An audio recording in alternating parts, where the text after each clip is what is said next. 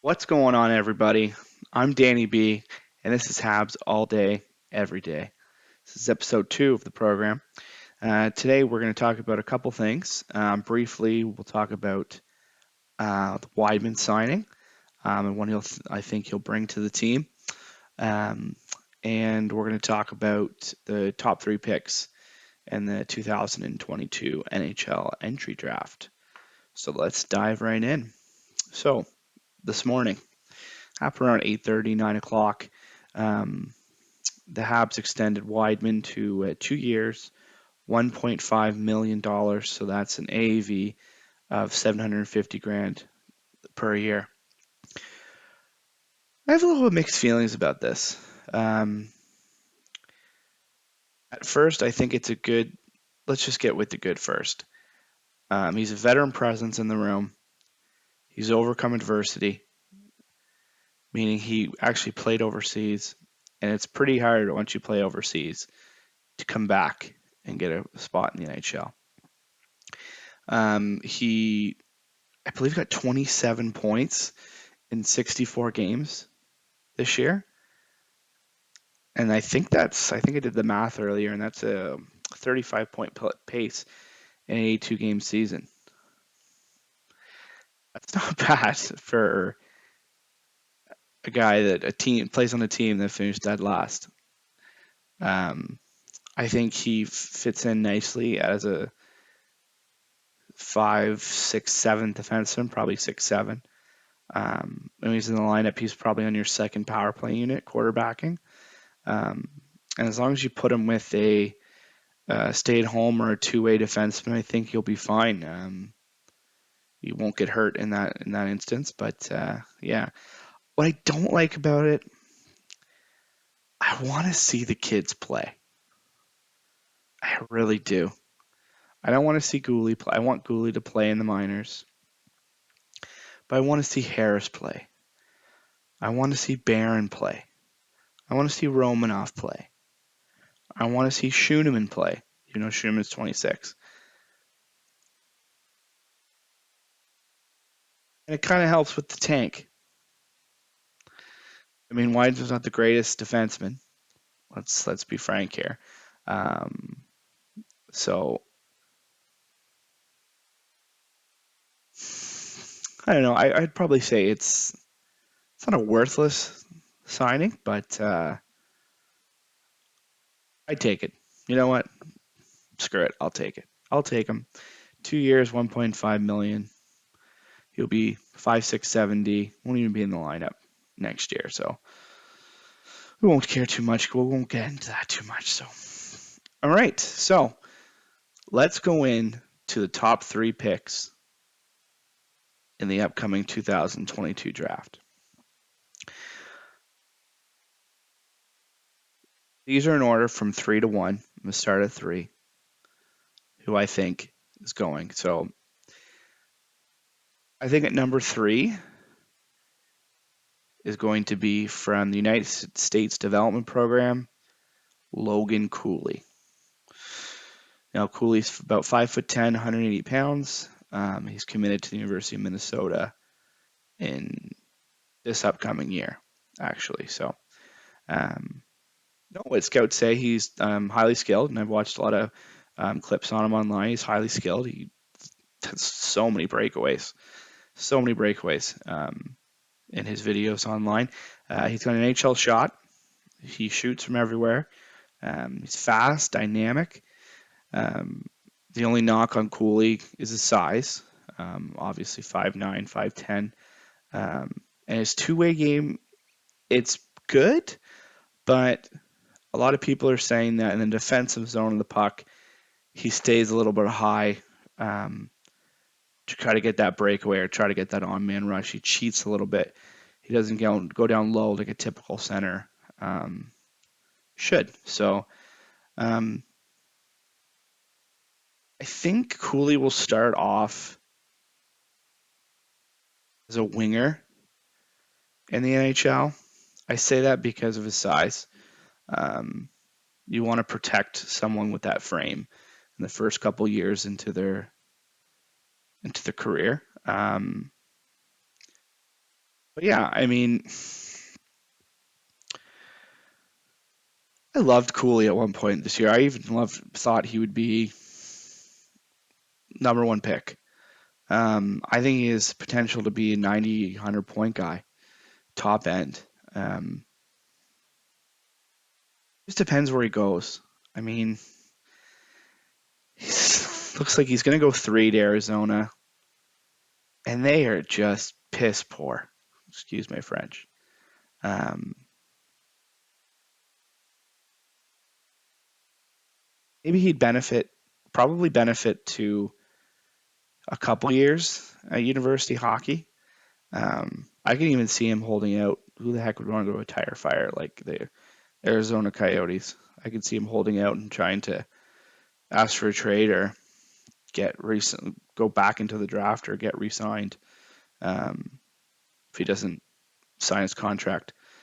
Um, but yeah, so what I'm also going to be doing, I'm going to go do a top end NHL comparable to these players and a low NHL comparable. So my low NHL comparable to Logan Cooley would be Vincent Trocheck of the Carolina Hurricanes. And I picked him not only because similar size, but he's a 2C, which or can play a one winger style, which I think Cooley is going to be. I think if he does crack that 90 to 100 point mark, it's going to be on the wing with a big top center. But if he sits in a 2C, it'll be Trocheck. They're both highly skilled, um, dynamic. Um, Trocheck's usually a 60 to 70 point guy. So that's what I say the low NHL comparable would be. Top NHL comparable, I think, would be Braden Point. And Braden Point's a top 5, 6 centerman in the entire league. He already has a 90-point season under his belt. Cooley is a faster player, um, but yeah. Overall, I think Logan Cooley's going to be a great hockey player. He's going to have a long career in the NHL. I just think it wouldn't work in Arizona. So I think he'd really benefit by staying a couple years at least in the NCAA. Which brings me to who I think the number 2 overall pick will be, and that is Slafkovsky. He's 6'4", 220 pounds. He plays on TPS of Liga. Um, got a large frame. He's a big kid. He's a big boy, 6'4", 220 pounds. That's a big boy. I think he just turned 18, or he's not even 18 yet. But he's another guy that has an NHL shot. He already has experience playing with men over in Liga, and he's played in the Olympics. He's played in the World Championships. Um, he looked good in both tournaments. He looked really good. The only thing I'm going to say about that, though, is typically he dominated against, to be honest, crappy countries. Um, but still, he's 17, 18 years old, looking good against men in their, mid to late, early 30s. That's pretty impressive. The knock on Slafkovsky is his defensive game. Um, so, I mean, if you have someone that big, it'd be kind of frustrating for him not to play both sides of the puck. Like you'll see from my top NHL comparable, I don't have Mikko Rantanen. I don't have Mikko Rantanen because I think Mikko Rantanen is a superstar in the league. Um, More of a playmaker than a sniper, which I think Slafkovsky is. I think Slafkovsky is more of a sniper than a playmaker. Um, and Rantanen is completely trustworthy on the ice. So we'll do the low NHL comparable first. I think on the low end, I know he's young, but kind of reminds me of a Jesse Puljujarvi. Um, Same size, same thing with Puljujarvi. He dominated international play, um, but he found his game in the NHL. Um, I don't know why he was playing with guys like Draisaitl and McDavid. Could be the best player of all time. Another one's a top 3 player right now. So I mean, guys like Jesse Puljujarvi and Slafkovsky, to me, they're just straight line players. Um, which, don't get me wrong, is a good thing, but that's why I don't have them going number one overall. I think there's a place in the game for them, 100%. But I mean, look at a guy like Josh Anderson, right? He's a 40 to 45 point guy, get you 17 to 20 goals every year. They're extremely important, but um, not number one overall picks. Jesse Puljujarvi and Josh Anderson aren't number one overall picks. So, um, but a shot. He does have a fantastic shot. That's why I think his NHL comparable top end is Patrick Laine. I mean, it speaks for itself. They're pretty much the same size. They're highly skilled, um, and they have a wicked shot. Now, Patrick Laine has more of a one-timer, whereas Slafkovsky can pick corners. But I mean, if Slafkovsky becomes anything like Patrick Laine, who's let's say an average 35 to 40 goal scorer every year, that's one hell of a second overall pick. Just where Laine went after Matthews. But I think he's more of the Jesse Puljujarvi, Josh Anderson side of things.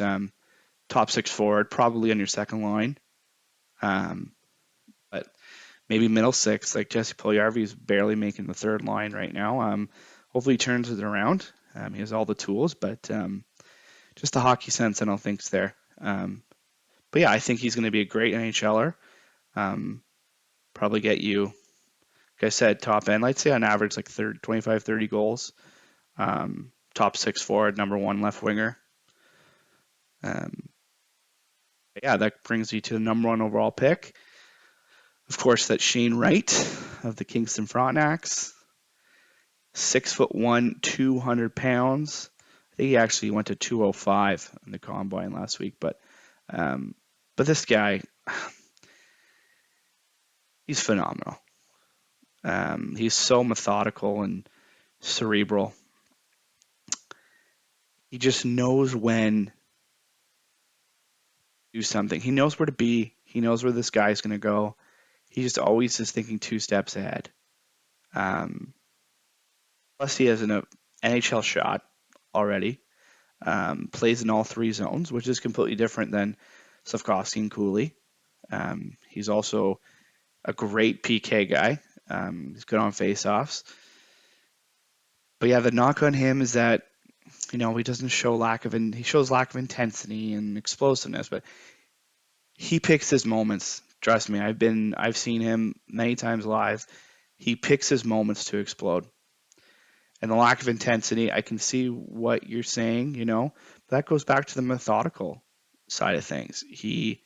When do you ever see Patrice Bergeron going through everybody or coming down the wing? No, he picks his spots. He's going to pass first. If he has a shot, he's going to take it.